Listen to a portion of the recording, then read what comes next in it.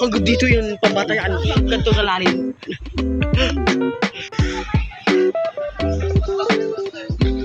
Sino kayo magtatako ng itlog? Bakit?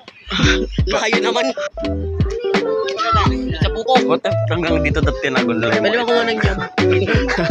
Parang hindi nahanap ni Bari. Boring na kasi dito. Lalo na dun. Sa mahogany ha. Doon kami nagpipilong.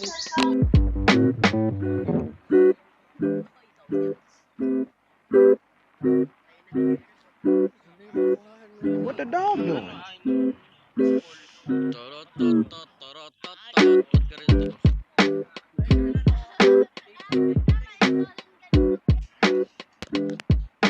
One, two, three.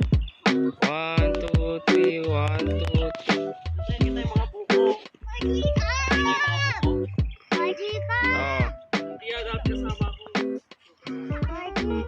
Oh.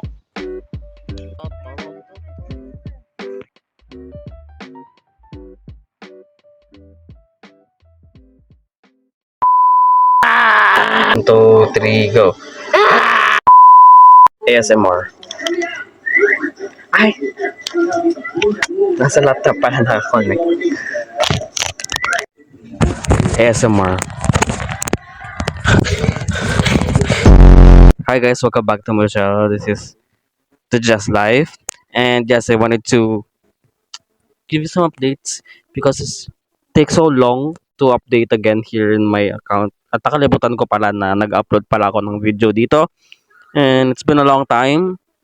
Hi. And I hope you appreciate my intro. So sa mga hindi po nakakaalam, isa pa akong eduk student. I-replay nyo yun, may parol eyes yun. Yun, I was trying to not speak English kasi ayaw kong makarinig ng grammatically incorrect ngayon kasi naiinis ako. Kaya magtatagalog na lang ako. Sabi mo, wag mag-English, di ba? Ang dami kong sinasabi, bakit hindi na lang magsalita na lang? Galit, over. So, yun yung nangyari, madaming nangyari, pero hindi ko alam kung bakit nangyari. Iniisip ko kung bakit nangyari yun.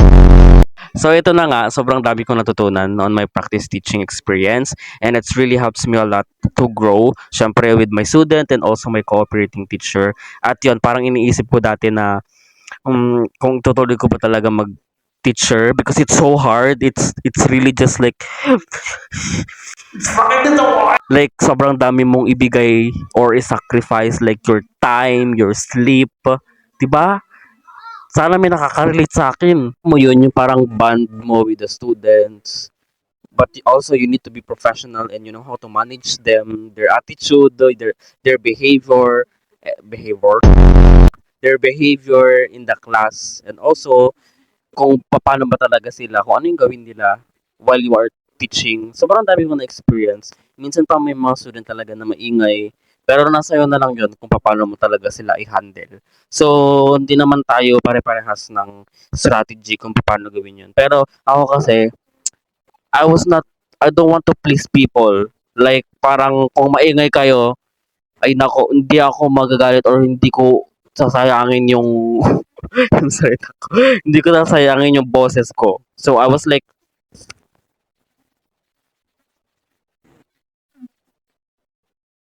okay na? Pwede ako naman. Tapos yun, titigil na sila. Tapos tignan nila ako ng ganyan.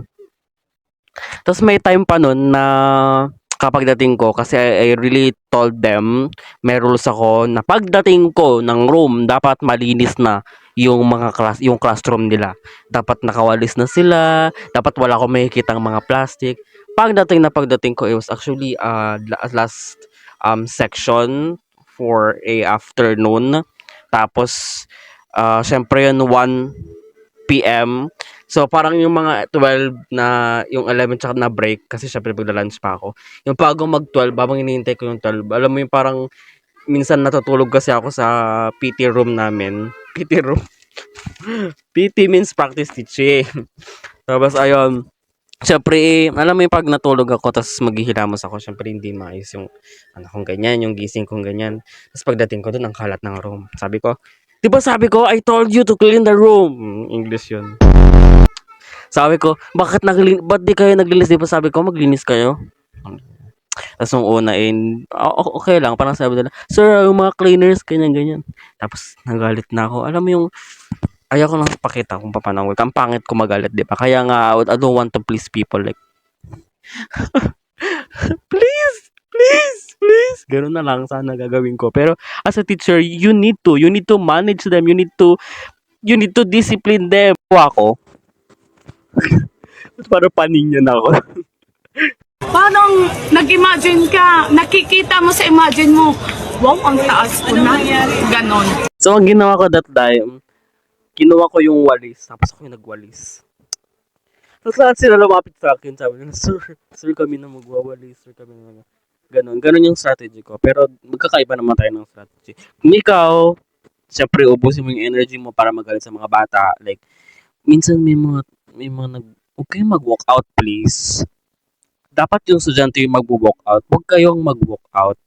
And I'm really happy and I'm really grateful for my cooperating teacher because it's really helped me a lot. Magkakaroon kami ng briefing. Siyempre, alam niyo naman kung ano yung briefing. Nag-uusap kami kung ano ba yung nangyari, kung nakinig ba yung mga bata, kung ano ba yung napansin ko na kailangan kong improve, kung ano ba yung gusto kong baguhin pa, or i-extend pa.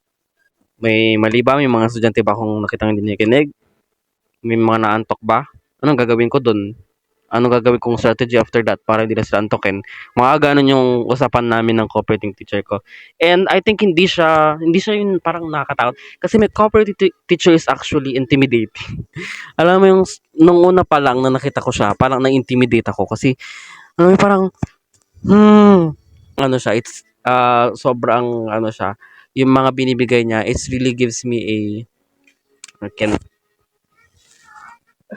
iisipin ko yun, yung term na yun, isi-search natin. Constructive feedback, ayun. Lagi nagbibigay ng constructive feedback. Mas malinaw pala yan, hindi ko pa yan kanina ginawa. Parang nag-imagine ka, nakikita mo sa imagine mo, wow, ang taas ko na. Bago pa ako ma-overshare, pero ayun naman yung purpose ngayon talaga sa video na to because ang tagal kong nawala. Kinakausap ko yung sarili ko, guys kasi ako lang din naman nagre-replay ng video ko sa mga YouTube. Wala naman din nanonood na iba. Unti lang, mga kaibigan ko lang, isa lang, tatlo, dalawa, ganun yung nanonood. Tapos minsan yung views ko, kaya 56 views siya. Kasi nire-replay ko yan. Kapag bored ako, pinapanood ko ulit siya, ganun. Tapos yun, nangyari yung practice teaching, which is gusto kong ipakita yung preparation ko. Parang nabaliw-baliw ata ako nung mga time na yun kasi alam mo yun, sobrang nagda-doubt ako sa sarili ko kung magagawa ko ba or hindi. Sobrang dami kong what if. Actually, after ko din mag-demo, sobrang dami-dami ko ding sinasabi sa sarili ko na nagbigay ko ba yung best ko, nabigay ko ba yung ganito, parang may kulang, ganyan-ganyan. Pero ayun, parang it's like a relief na you accomplish something at natapos na wala ka nang iisipin. Meron pa pala. Kasi I have so many requirements. Alam mo yung after the demonstration, because that actually a requirement for graduation na, alam mo parang hihintayin mo na lang yung makakit ka sa stage. Hindi pa pala. Marami pa palang requirements which is I'm actually doing right now. Tapos naisipan ko mag-vlog. 'Di ba? Imbes na gawin ko ngayon, ayun yung ginagawa ko. Alam ko makikita ako diyan ng boss ko na nagsasabi sa akin gawin ko 'to. Hi. Yan, tinitingnan mo yung picture. Ano masasabi mo sa litratong yan? Ang landi na po. Wanted to show you na may natapos naman ako and I'm almost there. And after that, makagraduate na ako. Pero hindi pa. Because you know guys, today is April and our graduation is on June. So anong gagawin ko sa May? Alam mo, tutunga ako sa May. Anong gagawin ko?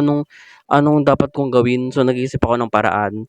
I was going to plan or yung boss ko dyan, parang we're planning to uh, mag-apply as a teacher kasi may mga application pa rin naman sa mga teacher na hindi pa nakagraduate na to be followed yung TOR, which is yung mga requirements, and yun, we're trying. Yeah. And I'm preparing myself kung ano man yung mangyayari kasi we're expecting na baka mamaya may interview agad pag nabigay kami ng resume namin or something. So I'm just preparing myself. Yun. Yun lang. Tapos ano, tapos hindi ko alam kung ano nang mangyayari after the graduation. Siguro ipagpapatuloy ko kung sakali na matanggap ako. Pero let's be positive, guys. Ayun, bago pa ako mabaliw. Yun, ang ganda ng lighting ngayon. Kanina napakadilim. Nakakainis naman ng tao na to talaga. Bakit hindi naman nag-iisip? By the way, guys, hinahingi lang sa paggamit ng ChatGPT, ha? Because sobrang dami daw palang nasasayang na tubig. And also, the Ghibli inspired. Pero ginamit ko talaga yon. Once lang naman, once lang. Hindi naman lagi yung ano. Hindi lagi. Parang nung nalaman ko na sabi nila parang walang respect sa ano. By the way, ang dami kong sinasama, dami kong dada. So yun, I hope you will enjoy this video. Thank you very much for cooperating. And yun, see you for the next meeting, children, class. And I hope you learned something from me right now. So please stand up. Thank you very much. Goodbye, class. Goodbye. Gigil ko.